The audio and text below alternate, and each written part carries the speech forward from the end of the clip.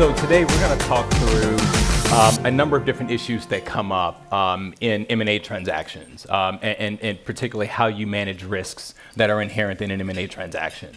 One of the interesting themes you'll see throughout the presentation is some of these concepts extrapolate into many other types of commercial contracts as well. So it may not necessarily be limited to the M&A context, but could apply to a financing agreement, could apply to a statement of work. There's some case law that I'll mention as we go through that actually is born out of a statement of work, not an M&A agreement, right? So there's going to be some general application with a couple of these concepts. I think another thing that you will notice, there are at least two concepts in the presentation that could be presentations on their own, right? And just given the time constraints, we will touch on them, but we will probably not do them justice, just given the time constraints that we have. So with that, we'll jump in. And I think probably the first topic that we just don't have time to really kind of give you the full breadth of it is due diligence. Because there are a lot of different types of issues that come up in due diligence across a wide spectrum of substantive areas, right? Labor and employment, tax, finance, you name it. And so we're going to touch on a couple of things to keep in mind as you're going through the diligence process. The presentation will be structured as you would flow through a transaction, right? So we're going to talk about due diligence, then we'll talk about indemnification as it relates to the reps and warranties, which are built upon the due diligence. Then we'll get to termination rights and a few other ancillary considerations. So that's how the presentation will flow. If you have questions as we go, feel free to ask. First up, due diligence. There are two topics that we'll talk about today that I think are so incredibly important when it comes to managing risk in an M&A transaction. Perhaps the most important of the two is due diligence, right? Because I think for a buyer, that's how you understand what you're getting into, is due diligence, right? And so a buyer must perform adequate, thorough due diligence and oftentimes bring in outside experts who have the expertise that the buyer might not have internally in order to conduct thorough due diligence. And so a couple of key strategies when it comes to due diligence, particularly from a buyer's perspective, as that's typically who's conducting due diligence, is first, the buyer has to have an understanding of what the scope of diligence is going to be. That scope is formed out of buyer's understanding of what its pressure points are. And so what is buyer most concerned about? What are the weaknesses, say, in buyer's business that buyer hopes the target will shore up for buyer? Buyer needs to make sure that the target will in fact shore up those various areas, right? And so buyer needs to frame the scope of due diligence in terms of what buyer needs to get out of this acquisition. That will then allow the buyer to understand the framework for how to go forward, what advisors to bring to the table to conduct due diligence. Diligence primarily falls in three areas: legal risk, financial risk, and commercial risk. Legal risk are things like contractual obligations, right? Getting an understanding of what are the target's contractual obligations. Are those obligations being fulfilled? Pending litigation? Are there any demands on the business? Is anybody threatening to sue the business? Those are the types of risks that need to be looked at from a legal perspective. Financial risk. What are the financing needs of the target? Are those financing needs being met? Is the buyer fulfilling its financial covenants? Are those financial covenants things that the buyer can fulfill post-closing, such that as a result of the acquisition, the target and or buyer post-closing is not in breach of any of those financial covenants? What are the additional financing needs? Does additional financing need to be obtained pre-closing to make sure that post-closing the business can function as it is intended? Commercial risk. In this category, there's a lot of things. I think the most important things, reputation and fit. If buyer is acquiring a target, a standalone division that will augment an existing division of buyer or serve as a standalone business, buyer has to make sure that that business will fulfill buyer's reputational expectations in the market, right? Those expectations can come from a wide array of stakeholders, be it the buyer's own stockholders, be it contractual third parties, be it the government if the buyer is a government contractor. And so all of those things are important when buyer's going through due diligence to confirm the impact that the seller or the target will have on buyer's reputation in the market. So can I jump in here? Sure. So one thing you'll see from an in-house perspective is having a due diligence checklist, and Holland & Knight can always provide one to you, and that checklist will be broken down into different areas. It'll have like employees, real estate, technology, and litigation. It could have a whole bunch of different financial, we talked about reputation. But what's really important is actually making sure that you actually run that checklist from Holland Knight and actually by your internal team to say, is there anything else that matters to you? Maybe for someone, the systems that they're on matters a lot because they know that certain systems don't have the right, cybersecurity or SOC 2, and they're like, well, oh, they're on that system, we have to get them off of that. Or, oh, we need to know what their various perks are. We've acquired companies in the past where the CEO has a golf membership and expects that the company that we're going to continue paying for that golf membership. Well, that's not priced into our acquisition price. So making sure that you run that checklist through the entire company and find out if there's anything within. So there may be a template, but you need to kind of tailor it to what you as the acquirer want in that perspective. Yeah, great point. Great point. And then I think the final point on commercial risk is understanding the target's management structure and how that management structure will fit into the buyer's overall management structure, right? Because buyer is going to be concerned about the overall governance of the enterprise. And so it's important to make sure that that target fits into enterprise governance the way buyer expects for it to, and quite frankly, the way the seller expects for it to, if they're going to be holdover employees from the seller that will now be employees of the buyer post-closing. Due diligence report. There's different schools of thoughts when it comes to a diligence report. Diligence reports can be expensive depending upon the breadth and depth of that report, right? And so there are transactions that I will do and the client will say, well, we don't need a diligence report. Typically, I can talk the client into at least allowing me to prepare what we call a red flag report, where I may not go through and paint a picture of this target for you top to bottom, but I will point out to you areas that I think are potential red flags. The reason those reports are so important is it can help the buyer establish that it has fulfilled its duty of care. The duty of care just simply says that the buyer acted with the appropriate level of ordinary prudence in deciding to go through with the transaction. So let's say the transaction closes and a stockholder sues, saying that this transaction was bad for the business. There was a reputational risk that the buyer didn't fully assess. Let's say through the transaction, the buyer acquired a material liability that is now going to be impactful to the buyer adversely. And a stockholder sues because the stock price declines or a business opportunity is lost. Having a diligence report allows the buyer to establish that it did in fact engage in the ordinary prudence that the law generally requires of officers, directors, managers, etc. So having some form of diligence report is important. And I think another aspect of the diligence report is that it can help the parties tailor their integration plan, right? Because through that diligence report, you see what the various issues affecting the target are. And so as the parties put together their integration plan, you can think through and look at these various issues and work on solving those issues through the integration of the target into the buyer. So let me highlight that, because so if you're going to have people go through all the various contracts, let's just talk about contractual diligence. And that person's actually going and capturing the term of the contract, the assignment clauses in the contract. You're doing that right now, but you may actually want to look at that diligence report after the closing when you're doing integrations and saying, hey, we may want to sell a part of this business. Which of these contracts have assignment clauses? Well, if you've already done the diligence once, why not capture all that data that you can go back to use? And talking about integration, I have 2 points that are probably really important. Number one is HSR gun jumping. A lot of people don't know what that is, but basically there's such a motivation when the companies are like, oh, we can't wait to get rocking and rolling. We got this target, let's get going. The internal teams are talking to each other and everyone's getting ready to work as one team. Well, you cannot, and there's actually DOJ enforcement actions out there. I have actually one of them written out over here. It's Flakewood versus Sierra Pine. You're not allowed to flip the switch and start controlling that target until the closing takes place. So that's one where the business teams are like, what's going on? What are you talking about, Arash? And then you take this memo and you show it to them like, hey, folks, you cannot HSR a gun jump. So that's just one thing to kind of be in kind of in the back of your mind, and where legal adds a lot of value because a lot of business people don't think of that. The other thing is actually people view in big companies, oh, this is our diligence team and this is our integration team. If integration is not in your mind from the time you start actually doing due diligence, you're making an absolutely huge mistake. You need to make sure that people on the diligence team are part of your integration team, because they're the ones who've been going through the entire transaction and looking at the target.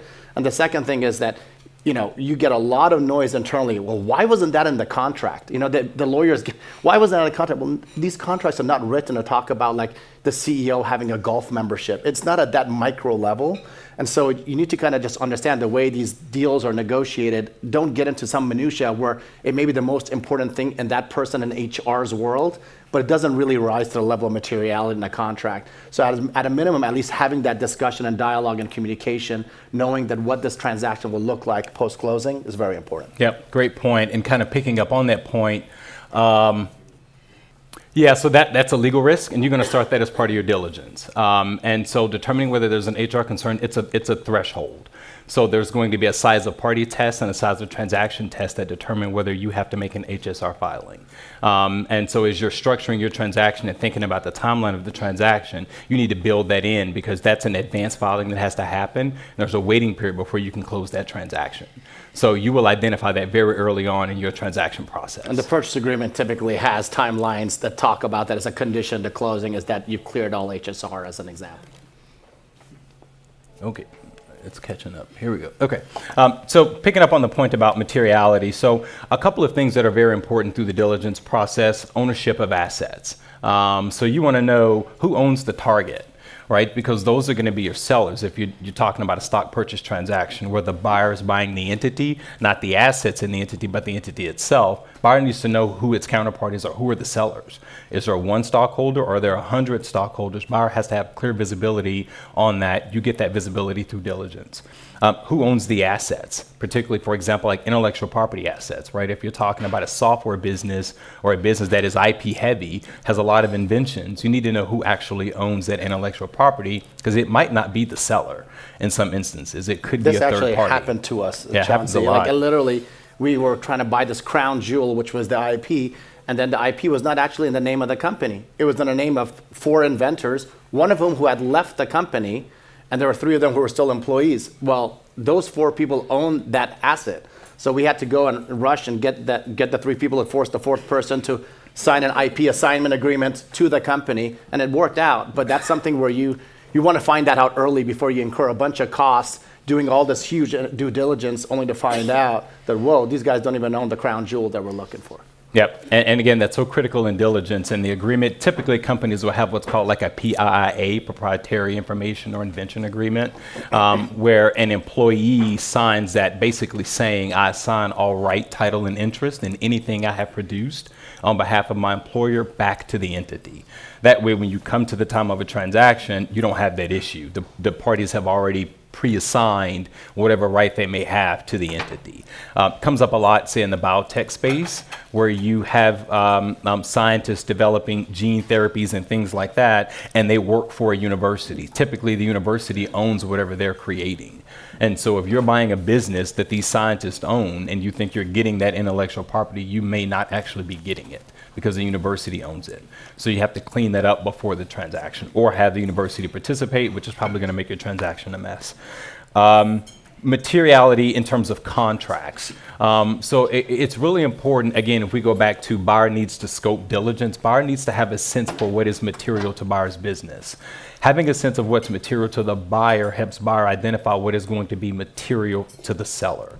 And so, for example, a seller might have, thousands of contracts, right? Of those thousands of contracts, only 50 may be material. Only those 50 contracts probably really need to be taken apart, fully analyzed, and the risk and a proper risk assessment done. The rest of the contracts may just be duplicates from a standard form. And so each of those contracts may not need to be gone through with the fine-tooth comb. And so understanding what that threshold is, right? Is it going to be a revenue threshold, right? For example, you're thinking about a customer contract. What's the revenue this customer represents to the business? Set that threshold, and any customer relationship that generates revenue above that threshold is considered material. The reason that's important is much of your purchase agreement is going to tie back to those material contracts, those material customers. So your reps and your warranties, the target is providing a representation that the material contracts are enforceable, that there's been no breach of a material contract. So if you haven't properly identified what is in fact a material contract, your reps are not going to have the weight that you need them to have. That's going to impact you from an indemnification standpoint and from the standpoint of buyer getting the bargain that it thought it was getting. That's an excellent point, and that's a very important point. I think we glossed over one nuance here, and that's shared assets. And so This is where the nightmare becomes for most attorneys. Whether you're buying a company that's a subsidiary of another larger company, or you're buying substantially the assets of an entity. Oftentimes, the buyer wants to know, hey, what I'm buying, will this continue to be able to run and hum on its own? Well, there may be shared people, like a person who spends half of the, or 20% of the time with the parent company, 80% with the sub. Was that person coming over with the acquisition or not? Shared contracts. Oh, well, yeah, we actually rely on this Workday contract that actually supplies all of our, so you don't have an HRIS system, so we need to now make sure we put everyone on our HRIS system.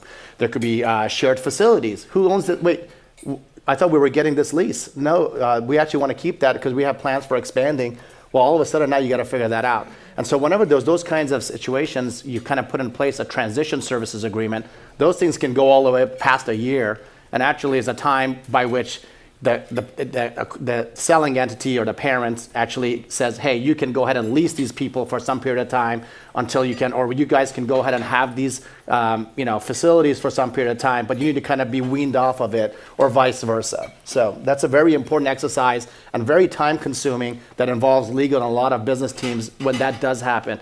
Be wary of really shared assets. Make sure that what you're buying, you actually are going to get every single thing that actually runs that business. Yeah, carve-out transactions are tricky animals, absolutely tricky animals, because you're basically splicing a business apart, and that business probably is operated for 20, 30, 50 years as a single unit. And now suddenly you're going to splice out part of it, but there's a lot of reliance around the assets and the parties who support the assets and who operate the assets, and that can just create a whole host of issues. And so a transition services agreement, key in that context. Next big issue in due diligence, labor and employment issues. So if a buyer is acquiring a business that has a significant workforce, there are going to be a host of labor and employment issues that have to be worked through. And there are going to be many representations and warranties in the purchase agreement around labor and employment.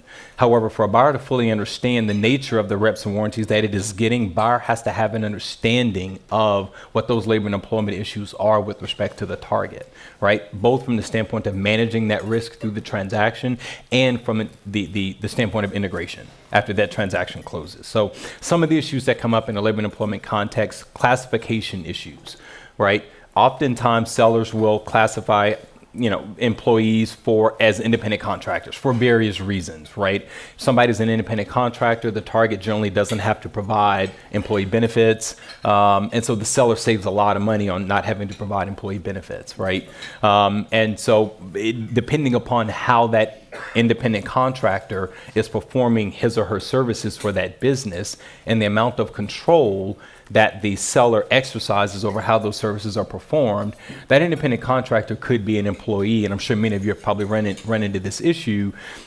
If that happens, there are significant penalties that a company has to pay and potentially be liable for misclassification issues, right? And a great example of that is if you're ever acquiring a company and their paralegal is exempt, that's a big red flag. There's almost never can a paralegal be exempt unless they're in this really nuanced IP area where they're actually doing actual engineering kind of work. It's a really, so like if there's an example, or if their secretary is exempt, that's just, it doesn't make sense.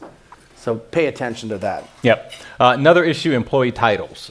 We've all heard of constructive termination, right? And so if through the transaction process, say an employee was a senior VP of a division, and then their title's going to change through the transaction, that could be a constructive termination. Buyer needs to be aware of that to understand how this employee will fit into the buyer's overall structure to make sure that changing that person's title is not a substantial change or reduction in their responsibilities that could cause a constructive termination. I'd love to get in on here. So if you guys want to laugh while digesting your food, we acquired a company and the VP of Admin Services was actually the receptionist. She had been given a title, VP of Admin Services.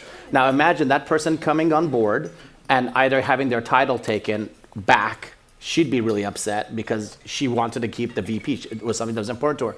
Imagine everyone else who is a VP at the acquiring company going, well, wait, that's a VP? Then I'm an EVP. Then I'm the grand poobah of everything. So that's an example of that. And then titles may actually matter in other ways as well in terms of making sure that you've got pay that's kind of as you guys know, we're going in the bands and making sure that people are staying within that. So those are like two kind of like, I've had to run into this issue, and there's both ways, because someone who may have been a VP at a Target, forget the admin services, just may not actually scale up and have the same scope of role as a VP in the larger organization. And then what you don't want to have from an HR standpoint is have like 20 different kinds of titles. We have directors and senior directors and managing directors in one way, then we've got the AVPs, VPs, and SVPs. It becomes a major quagmire. And so it's a really difficult issue to navigate, and sometimes you have to kind of deal with it over time. And actually, in offer letters, you made a really good point. If there's a good reason, if someone's got an offer letter or an employment agreement, and good reason, when people can get a change in control payment is triggered off of a change in title, you all of a sudden can inadvertently trigger that person's payment. Yeah, no, great point, which can be costly. Yeah. Benefit plans and equity plans. I'm sure you all are probably familiar with some of these and actually probably participate in them yourselves. Bring a lot of potential exposure for a buyer, depending upon how that plan has been administered and whether it's been administered appropriately, whether there are any outstanding loans from any of those plans to the employees, have those loans been paid back. Buyer needs visibility on all of those different types of issues. There could be unvested equity that's been issued under those plans, and understanding what the impact on the capitalization of the buyer is in the future when that equity vests. Right, so buyer has to have a complete understanding of that picture before a transaction closes, because there's just a lot of potential risk and exposure in there if buyer doesn't appropriately diligence that area.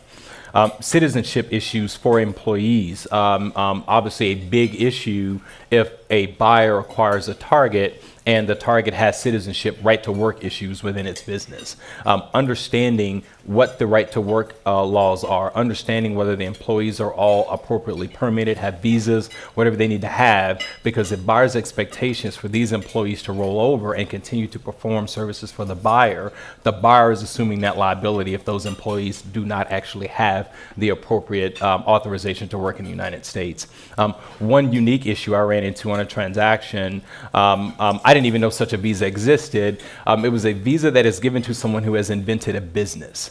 My client was acquiring an emerging growth company, a young company, and the CEO was Canadian. He had a visa, a right to work here in the United States that was tied to the fact that he invented a business, because we want to incent that type of behavior here. However, when the transaction closed, that CEO was no longer the CEO, because my client would be the CEO, right? As a result, when that transaction closed, his visa automatically terminated. And so that person had to leave the United States and go back to the Canadian border. But he did so through a methodical process, because through diligence, we identified the issue and realized that he was Canadian, that he was here on a visa. We did some analysis on his visa and determined that the likely result of the transaction is his visa would be terminated. So the day before closing, he left the United States, presented himself at the Canadian border, and was granted a different type of visa to come back into the United States. Wow. Had we not done that, and to be clear, he was integral to the business, even though he was no longer the CEO, he was still integral to the future performance of that business.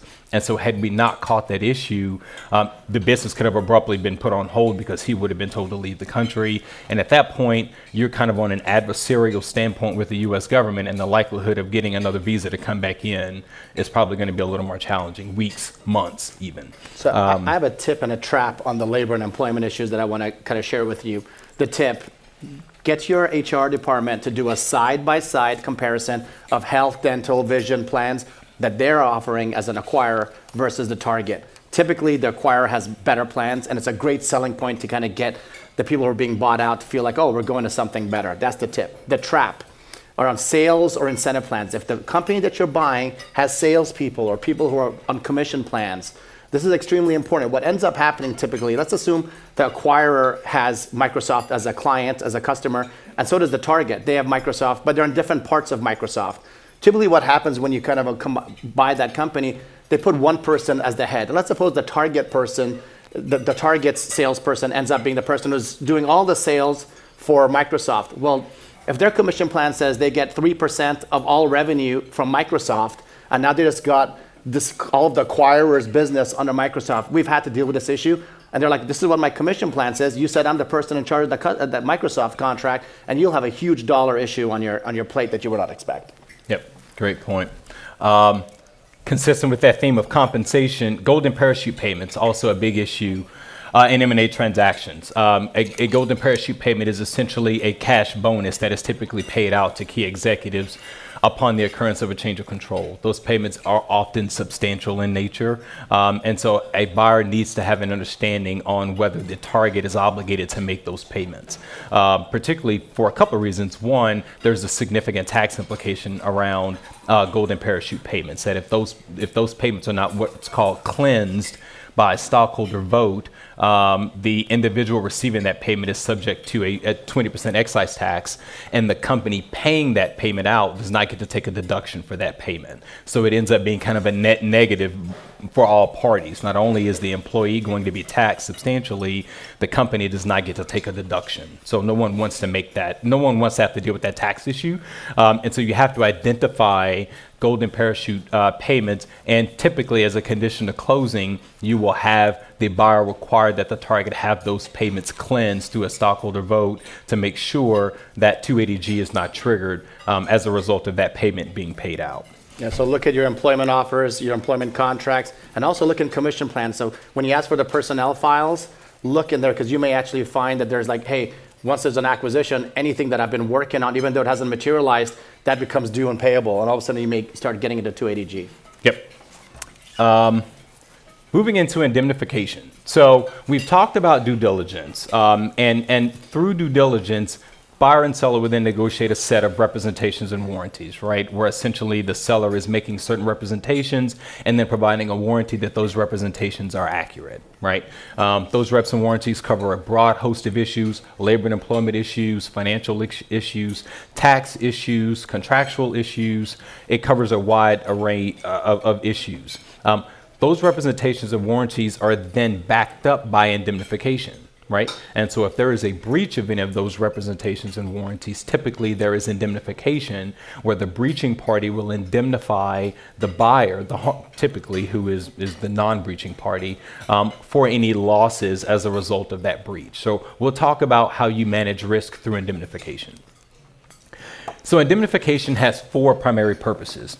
First, it allocates risk to the party that's better able to manage and avoid that risk, right? So if I'm a buyer and I'm acquiring a target from a seller, the seller knows its own business better than the buyer does. So in many instances, it would be more appropriate, fair, for the seller to assume the indemnification obligation for issues, for example, like payment of taxes, right? Because that's seller's responsibility historically to have paid its taxes. Another key purpose is to allocate risk to the party who should in fairness be responsible for it. Similar to what I just mentioned, it would be fair if the seller has not paid his taxes, that seller assumes the risk if the IRS comes knocking saying you haven't paid your taxes for the past 2 or 3 years. It reduces the chance of litigation between the parties and provide more predictability over claims. The indemnification package is a way to resolve issues.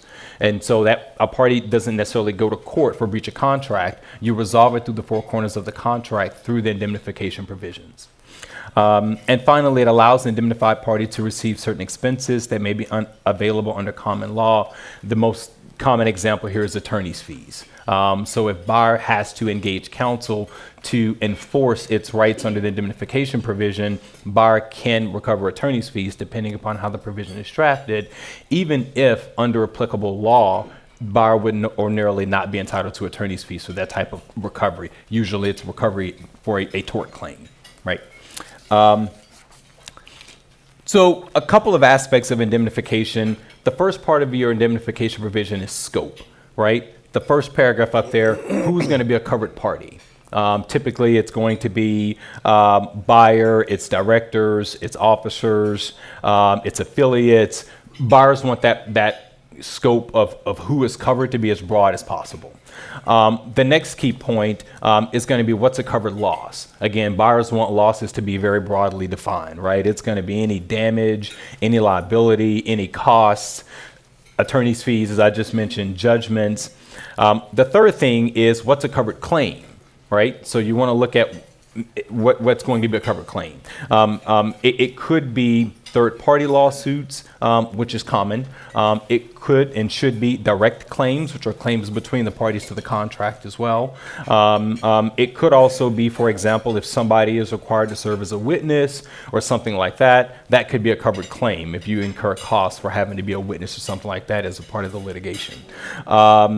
Then you're going to get into, and I mentioned the types of claims being third-party claims and direct claims. And then when you think of a third-party claim, think of parties have, buyer, seller, and then seller has many stockholders. Let's say a stockholder sues buyer post-closing, saying buyer did something wrong, or you promised seller that they were going to get this, and seller didn't get it, and therefore we didn't get what we were promised, right? That's going to be a third-party claim because the stockholders weren't the party to the contract, right? A direct claim is seller breaches, say, the tax representation, buyer wants indemnification because now the IRS is telling buyer that company you just acquired hasn't paid taxes for 2 years, pay up. Buyer wants to go to seller to get seller to have seller either pay the IRS or reimburse buyer for that cost. That's going to be a direct claim because it's between the parties to the contract. In that first bullet, though, one of the important things I always see people say, shall indemnify and hold harmless. Make sure the word defend is in there. That's a big hook for you to go and make sure that they will actually defend you on a claim. Yep, that's key. And we'll touch on that a little bit here on the next slide. And so this is essentially a sample provision. What you'll see in indemnification is the points that I just talked about, who's covered, what losses are covered, and what claims are covered. But then you've got to put procedure around that. Right? There has to be notice. So let's say buyer believes seller breached its no litigation rep, and buyer has uncovered a litigation demand that was delivered to seller a couple of weeks before closing, right? Buyer has an obligation to notify seller that buyer has learned of a potential breach of the no litigation rep. And so you're going to negotiate what time period does buyer have to notify seller before that claim is lost. And so typically it's 30 days of buyer learning of that potential claim. Buyer has to provide written notice to the seller. If buyer doesn't follow the proper procedure, buyer can't assert its indemnification claim and could in fact completely lose its claim for indemnification. So negotiating the procedure is very important. And so if you know, for example, as seller, or even say as buyer, it takes your company, depending on how big a company is, you realize there's an issue, but it's got to run through 3 or 4 or 5 departments before you all are actually able to vet the issue and provide notice. And it's going to take you 75 days to do that. Don't agree to a 30-day notice procedure in your indemnification, right? Because your client's never going to meet it, and you're going to lose out on the opportunity to assert a claim. Right? So 30 is standard. And so if you're looking at a boilerplate provision, it's going to have 30, but make sure that actually works for your business, because it may not. And I have fought this because what is notice? If I'm acquiring a bank and someone walks into a branch and just says, hey, I'm about to sue you, is that notice? Or I've actually tried to define what is notice. Mm-hmm. That's an important thing because we would never hear that until God knows when. Yeah, exactly. The next point is control of the defense, which is the point that Arash was talking about a moment ago, and that one, having an obligation to defend, and then if there is an obligation to defend, make sure that you understand who has the ability to control that defense, who hires counsel, who determines what counsel to hire, who determines settlement. All of those things are important to negotiate because if I'm a buyer and I sue a seller for breach of that rep, the seller may want to control that defense, right? Particularly, let's go back to the tax rep, right? The seller is like, okay, no, I want to talk to the IRS. Like, we've been dealing with them. We know this issue. Buyer may step in. Buyer may settle it. And buyer may impose liability on all of the selling stockholders as a result of settlement. Seller would not want that. Right? And so who controls the defense, who has authority to settle claims, and what are the limitations on the ability to settle claims? Typically, the provision will provide that you cannot settle a claim in a way that would assign fault or liability to any other party. And so if you settle it, it has to be basically a no-fault settlement. Okay, and so look for those in those indemnification provisions. To many people, these provisions are the fine print. And so a lot of people's boilerplate, and you kind of just gloss over it, but there's a lot of mechanics in there that can have a real impact on your transaction and your potential exposure going forward. Indemnification caps and baskets. And so there are many limitations on indemnification in terms of how indemnification works. So we've talked about who's indemnified, what losses are covered, what claims are covered. We've talked about procedure, and now let's talk about how the indemnification is actually paid, right? And what some of the limitations are. So typically, there's going to be a cap on indemnification, right? A buyer is generally going to want, the sky's limit in terms of the amount of claims a buyer can assert, right? A seller is going to want some certainty and to say, no, there's a cap, right? We're going to cap indemnification at, say, $1 million, depending on the size of the transaction. And so a seller needs some certainty that there's going to be an end to this, and the buyer can't just come back and just constantly keep asserting claims of any unknown amount. And so there's usually going to be a negotiation of the cap. That cap sometimes is 10% of the transaction size or something like that is typically what you would see. Somewhere around 5 to 10% of the total transaction value is going to be the cap. Then there's also typically going to be a basket. Baskets function like a deductible, like your insurance, right? You've got to hit that minimum amount before the seller is responsible for any losses, right? So a seller will always want to include a cap and will also want to include a basket. That way the buyer isn't calling seller for a $10 issue, right? Seller doesn't want to have to deal with that. The stockholders don't want to have to deal with that. It needs to be something meaningful and material. So you're going to put in place a basket. So that basket, for example, it's got to be $1 million. So until your losses reach $1 million, don't call us, right? You absorb that cost until it gets there. That's one type of basket, and that's what you see there on the left side, which is a deductible basket. You've got another type of basket, which is called a tipping basket. A tipping basket essentially takes you back to $1. So when buyer reaches $1 million, seller is responsible from $1, not just from the amount that's been incurred, right, from that deductible. Kind of like your insurance, right? With your insurance, it's a true deductible. You pay this amount, the insurance covers everything else. That's a true deductible. In a tipping basket, if buyer's losses reach that threshold, the seller is responsible for all of those losses plus any losses above that up to the cap, okay? And so thinking through, if you're looking at a transaction, understanding which one of those works better for you is important, right? Because as a buyer, if a seller demands a basket, a buyer's gonna want a tipping basket because it takes back to $1 that the seller is responsible. A seller's going to want a true deductible. So a practical example of this, we were working in a prior life of mine on a $17 billion deal. I just wanted to say 17 billion, but $17 billion deals. And so that was, so we agreed as part of the package that we were actually going to give the cap, the full purchase price, $17 billion. But I'm trying to actually weave all the concepts that Chauncey has said and will be saying.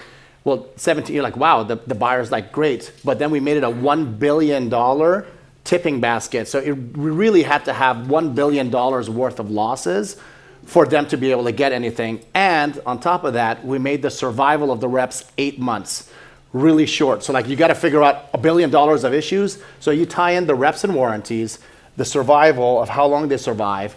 Then you've got this tipping basket and the cap. It's all should be viewed as a package. So at first, if I just told you we gave a full purchase price cap, you're like, what an idiot Arash is. But then you kind of look at how we structured that. We didn't pay a single dollar. We got the full 17 billion.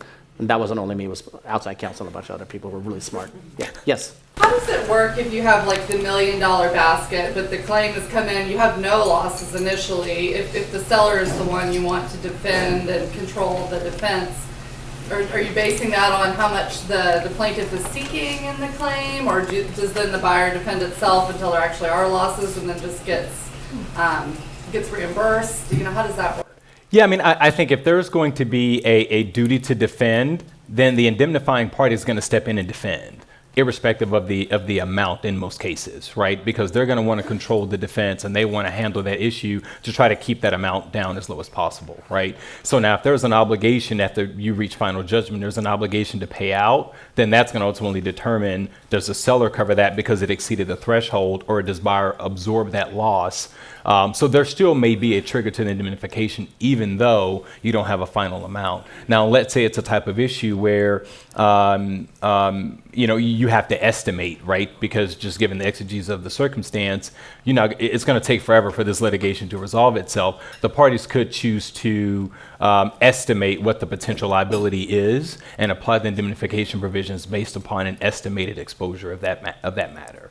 But typically, the indemnifying party will step in, defend when you get the final judgment, determine whether that judgment is above or below the deductible, and apply the provisions that way. Chauncey, I've thrown off your rhythm because I think I've talked too much and we've got only 20 minutes Yeah, left. So no worries. Yeah, no, I will pick it up. I'll shut up. Hey, Chauncey. Yeah. I do have one question. Because Sure. You mentioned survival of reps and warranties. Uh-huh. So increasingly in private equity deals, I'm seeing no survival beyond closing date. How are you advising your, I guess, acquiring clients to deal with that? Is it through reps and warranties insurance or?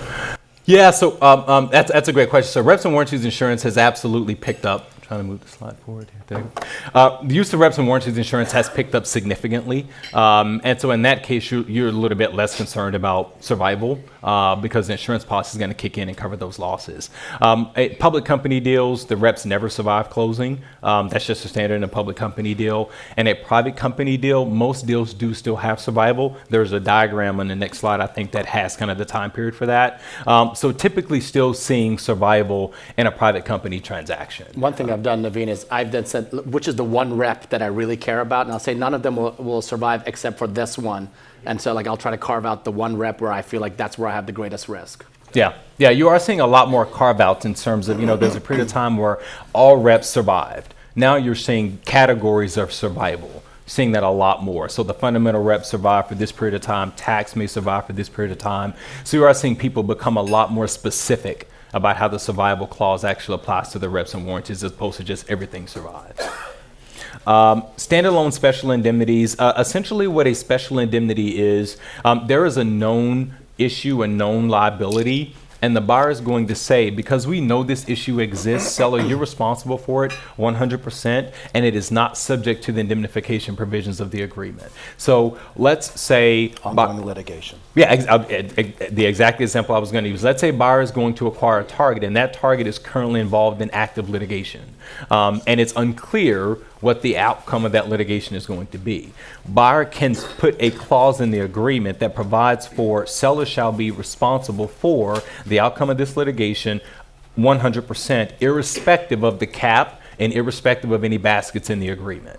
Right? That shifts that entire risk onto the seller so buyer doesn't have to deal with it. As you can see here in 2021, about 96% of transactions involve some form of special indemnity, so it's being used quite a lot in transactions. Sandbagging. Sandbagging is an interesting concept that you have to watch for in transaction. Sandbagging essentially says that if I as the buyer am aware that a rep or a warranty provided by seller is false at the time they provide it, I either can or I cannot sue for breach of that rep and that warranty, right? Pro sandbagging means that a buyer can sue, notwithstanding buyer's knowledge that that representation or that warranty is not true, right? So for example, let's say seller has provided a representation that the assets are free of all liens, right? And the buyer has done a lien search and buyer knows there are liens on those assets, right? But buyer still lets seller sign that purchase agreement saying that there are no liens. In a pro sandbagging jurisdiction, buyer can sue and say, you breached it. I knew you were going to breach it, but you breached it. There are damages, right? In an anti-sandbagging situation, buyer cannot sue because buyer was aware of it before the rep was given. Buyer can, it really means buyer didn't rely on the rep. Right? And so if you did not rely on the rep, you can't then sue for breach of that rep. Yeah, and I think the industry matters. Like we do a lot of commercial real estate deals. I would say easily over 95% it's anti-sandbagging. Like if you knew it, you can't go ahead and close on something that was wrong and then try to sue me on it after. Yeah. And I mean, and as you think about it, that's consistent with public policy, right? It's kind of messed up. Like you knew it was wrong and you just waited until we close, and then you want to sue me for breach of contract, right? A couple of points here. So Delaware is a pro sandbagging jurisdiction.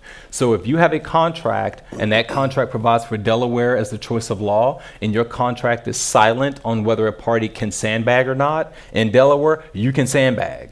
So if you have a contract governed by Delaware law and you don't put an anti-sandbagging clause, you just allow the buyer to be able to sandbag the seller, right? Texas, the exact opposite. Texas is an anti-sandbagging jurisdiction. So if your contract doesn't provide that buyer can sandbag, buyer can't sandbag, Okay. Again, the theory is buyer never relied. You therefore shouldn't be able to sue for breach of that.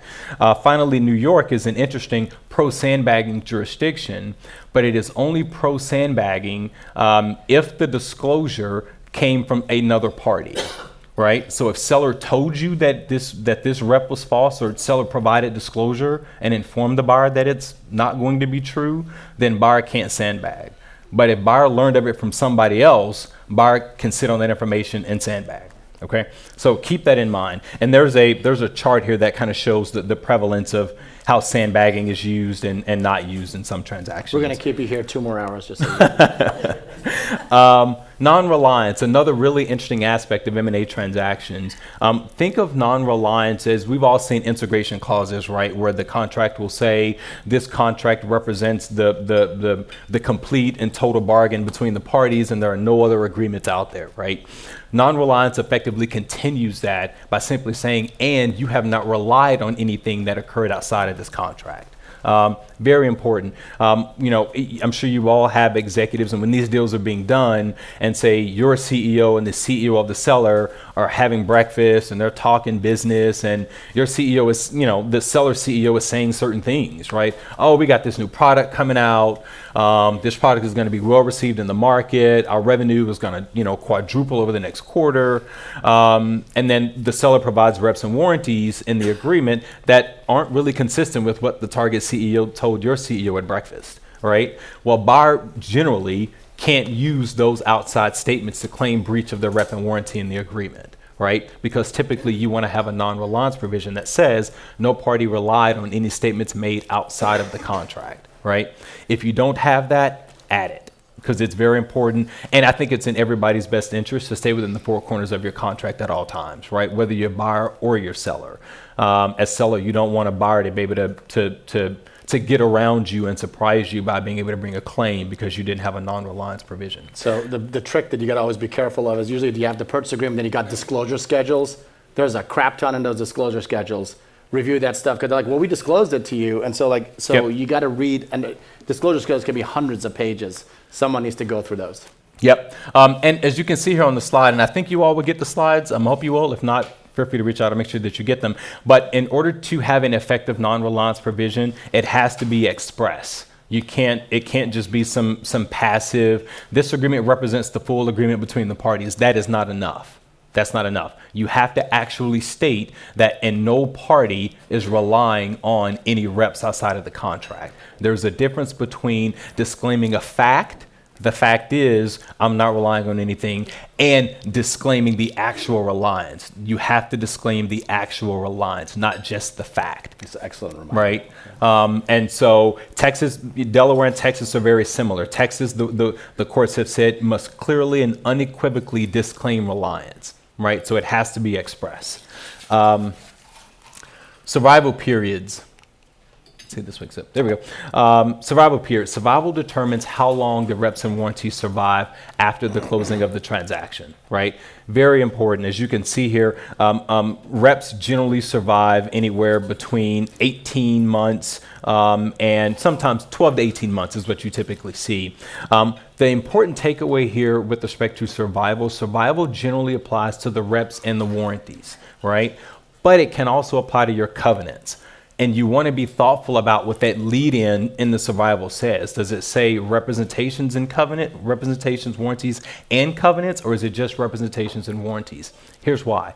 If you state that your covenants survive for 3 years, but you've got a 5-year non-compete covenant, you probably just blew your 5-year non-compete covenant because you just provided that your covenants survive for only 3 years, right? You've got an inconsistency in your contract, and somebody's going to end up in court, and a judge is going to be trying to determine what your intent was, okay? So if you include covenants in that wording, be mindful of whether all of your covenants are to be fulfilled at closing, or if any covenants do in fact need to survive the closing of your transaction. Very, very important. Very important there. Survival periods I mentioned, typically between 12 and 18 months. Generally, a survival clause can shorten the statute of limitations, but it cannot extend the statute of limitations, right? The notable exception is Delaware. Code section 8106C provides for a general 3-year statute of limitations. However, that can be waived in Delaware.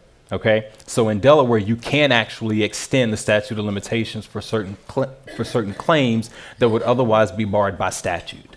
So it's important to keep in mind how long that survival period is going to be. Remedies. Remedies for breach of an agreement can be cumulative or they can be exclusive. A cumulative remedy is like what we typically see in, say, unsecured financing, where it's the lender, has all these rights if there's a default, right? And no right is superior to another, and they can be exercised jointly, and right. That's what cumulative means in the M&A context. Is that if a seller breaches that rep or that warranty, the buyer can rely on the indemnification provisions, subject to caps, baskets, and notice requirements. Or the buyer can just go sue for straight up breach of contract and it doesn't have to rely on the indemnification. As a seller, you want to force your buyer into the indemnification clause because you spent time and money negotiating it. You want the buyer to actually have to use it. If you have a cumulative remedy provision, the buyer can go around it, and all that time you spent negotiating those indemnification provisions will do you no good. Exclusive remedy means buyer is exclusively limited to the indemnification clauses that you negotiated. As a seller, that's what you want.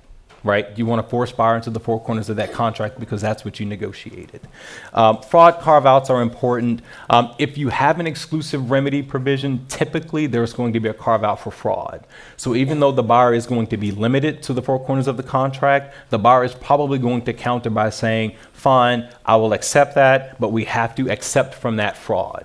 So if there is extra contractual fraud or really even intra-contractual fraud, the buyer wants to go to court. The buyer doesn't want to have to be stuck in those indemnification provisions subject to caps and baskets and things like that. That's when you hire Chauncey, intra-contractual and extra-contractual. Yeah, exactly. Yeah, it gets pretty detailed there. Representation, warranties, insurance, and Naveen brought this up. Again, this is one of those topics that could be its own presentation. It really could be. Essentially, reps and warranties insurance overlays your entire indemnification package, right? And so let's say seller breaches a representation and a warranty. Buyer's not going to call seller. Buyer's just going to call the insurance carrier and say, hey, they breached. Here's the dollar amount of the breach. And if it's covered in the policy, the insurance carrier will pay the buyer. Right? So it basically separates buyer and seller and puts an insurance carrier in between them. This is really good in the context where a buyer acquired an entire business and those employees rolled over. And particularly some of those employees may have been stockholders because now buyer doesn't want to go sue its own employees. Right? It gets really awkward. Due diligence significantly too. It does. And negotiation of the reps and warranties, right? Exactly. Yeah, the parties are a little less concerned about the intricacies of the reps and warranties because you're just going to kick it over to the insurance carrier anyway. So big trap for the unwary on this. What happens is you go ahead and send like a draft that's almost done to the insurance carrier. Make sure you send the final draft, what the reps and warranties is going to look, because that's what you want them to be insuring. And some of the final changes to the reps and warranties will not get picked up in the insurance if you don't send them the final draft. That's a big deal. Yep, very important. Termination rights. This is a way to manage a risk in a deal, right? Being able to walk from the deal. A lot of negotiation happens around a party's ability to walk. One way that a party has the ability to walk away from a transaction after that transaction has been signed but not closed is through a material adverse change. Material adverse change clause effectively says if there has been a material change or an event that the seller has experienced that has impacted the seller's results of operations, its future business prospects, any material aspect of seller's business, that the buyer can terminate the contract and walk away. Right? A lot of negotiation around these provisions because the seller doesn't want a buyer to walk away, whereas a buyer may feel like, I need to go, this is bad. A material adverse change threshold, it is very, very high. Delaware courts first found the existence of a material adverse change in the Acorn case in 2018. Prior to that, a material adverse change had never been determined to have happened. One of the famous cases is Tyson's Food. Tyson's Food, there was bird flu, and a buyer was going to buy Tyson's, and the buyer said, hey, these chickens are all dead. The court was like, too bad, you got to buy it. That's how high that's that burden. That's how you eat them anyway. They're dead. That's how high that burden is, and a court refused to let the buyer walk away. The buyer had to close the transaction. Tyson's Foods has been involved in a couple of seminal material adverse change cases over the years, but that's just one example. So finding these provisions in your agreement and negotiating these provisions and not glossing over it is very important because it could let a buyer walk, and for a seller that could be really bad if the seller really needs that deal to close.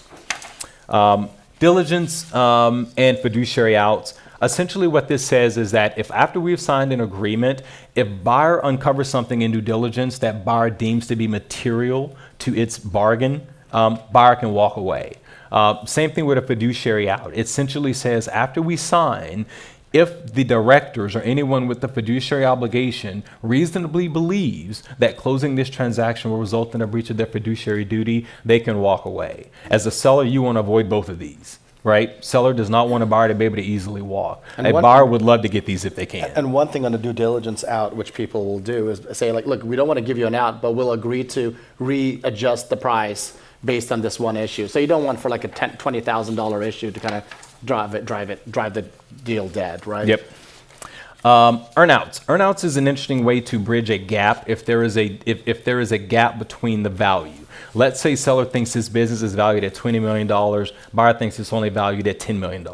You put in place an earnout, which effectively says, we will pay you at closing the consideration based on a $10 million business, and we will give you 2 years to prove to us that this business is really worth $20 million, and we will ascribe an additional amount of consideration that we will pay you if you successfully prove that this business is really worth $20 million. That's usually done through achievement of various revenue targets. Right? So for the next 2 years, at the end of each quarter, if you have exceeded the previous quarter's revenue by 20%, we will pay you an additional $500,000 or something like that. That way, buyer doesn't pay it at closing. Buyer pays it in the future after the seller has proven itself. If you take one thing from this presentation, this happens more often than you think. The seller always has inflated sense of self and thinks, we're worth $100 million. Buyer says, we're willing to pay you $60 million. Almost always these end up in disputes, or like you don't get the benefit of the bargain. And I've really done this so many times, and if legal is not involved early on in the structuring of the LOI or term sheet of the deal, where they kind of come out like, oh, this is a great way, we've got an earn out, here's the things that can go wrong, right? Typically when a company buys another company, you don't just leave that company alone and just kind of say like, hey, just go ahead and go get the other $40 million in my example. You may go like, hey, I'm going to take this great engineer, have them build a product for the parent. Well, now you just took one of my resources. The target's like, you didn't let me get to that place because I couldn't. Or even if you're doing revenue targets and we're measuring revenue, well, how you gap can be measured with different critical accounting policies. The acquiring company may have different accounting policies of how they measure revenue, whereas this, and they're like, well, that wasn't really revenue, this is revenue. And so like, there's so many different ways, or like, hey, you can't hire any more people, we're in a hiring freeze overall corporate-wide. Well, part of our growth was we were gonna go hire 10 more people, now we couldn't do it, so we couldn't hit our target. You can't really hermetically seal. So the one time where I found it worked really well was we were buying a biotech company, and it was basically very simple. If we get FDA, we get phase 1 approval, we get paid this much. We get phase 2 approval, you can't mess that up. You either get phase 1 or you don't. There's no like doctoring that, and they got paid where they got it within a certain period of time. But this is one very toxic, but the business people love it. They go like, oh, we just bridge the gap. Explain to them the risks, so they go eyes wide open, and then what they do is like, Arash, I know you told me this was going to come to a dispute. So like then you get that thing, right? Yep. Ripe for disputes, for sure. Final point, attorney-client privilege in M&A transactions, very important. Typically, attorney-client privilege, and the issue that we're talking about here is buyer acquires the target, and let's say target has had communications with target's legal counsel pre-closing.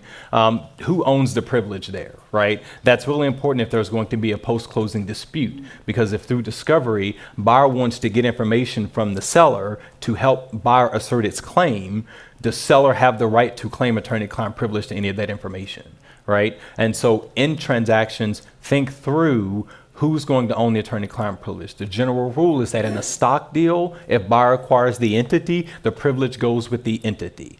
This becomes an issue in an asset transaction. If buyer acquires assets from the seller, but the seller will continue as a going concern, that's where you have the potential for attorney-client privilege disputes. And so in an asset deal, make sure you've got a provision that provides for the treatment of pre-closing communications and post-closing communications, and who has the attorney-client privilege with respect to those communications. The final point that I'll make on this is oftentimes the sellers inadvertently waive privilege because they have transferred their communication systems over to the buyer anyway, like email or something like that, right? Because you want the buyer, the employees want to still have their inbox look the same way it did prior to the acquisition. Yep. And that's where they get you. Yeah. So seller may have inadvertently waived it anyway, so it may ultimately not be an issue for the buyer. And so if you're on the sell side, be mindful of that. That's it. Unless there are questions. Happy to answer any. Questions? I know that last part was kind of quick, so if you all have any questions, feel free to reach out. So, materiality of contracts. Do you only focus on like the monetary value of the contract, or is it more associated with like the risk, like unlimited liability under this contract? It is typically determined based upon the dollar value that a contract represents, but there are other ways to define materiality, right? It depends upon the role of that contractual relationship in the seller's business. I've also right? seen it been geography is one, Yeah. like, hey, this is our contract into this country now, so we kind of, so. Right. Yeah. And so it could be also determined on whether a contract is exclusive or not exclusive, right? Depending upon the rights and obligations under that contract. But more often than not, it is usually going to be a dollar value, right? If it represents a certain amount of assets or represents a certain amount of revenue from a customer, there usually is going to be a dollar amount ascribed to it. Great Yeah. question. On that privilege topic at the end, I mean, typically when you waive privilege, you waive it to any third party, not just the party you shared it with. So in that email example where a seller is waiving privilege because they ported their emails over, is there a risk that then nothing in there is privileged to any party? I mean, does that come up? I think people will probably make the argument if they're aware that disclosure occurred. Yeah, I would certainly advise a client to make that argument if a client was third party was trying to get at some information from a target, and I had reason to know that the target gave this information over to the buyer. I would certainly tell a client to assert the argument. But yeah, I think there is definitely a potential argument to be made there for sure. And then I guess if you're the seller, is there a way to craft around that you can port the emails over without waiving privilege? Can you? And so I'm sorry to interrupt. Yeah, so I think one, you would address that contractually, and so the seller would provide that despite the fact that the seller is sharing this communication system with the buyer, seller does not waive its right to any privileges that seller may have with respect to that information. That's one way to address it. The other way is potentially through a transition services agreement that we talked about earlier. And so if there is going to be this sharing of systems for a period of time, that transition services agreement will likely also address who owns that system, who owns that information, and therefore who has the privilege with respect to any of that information. Chauncey, thank you so much, man. You're Glad awesome. to do it. Yeah. Glad to do it. Thank you. Thank you.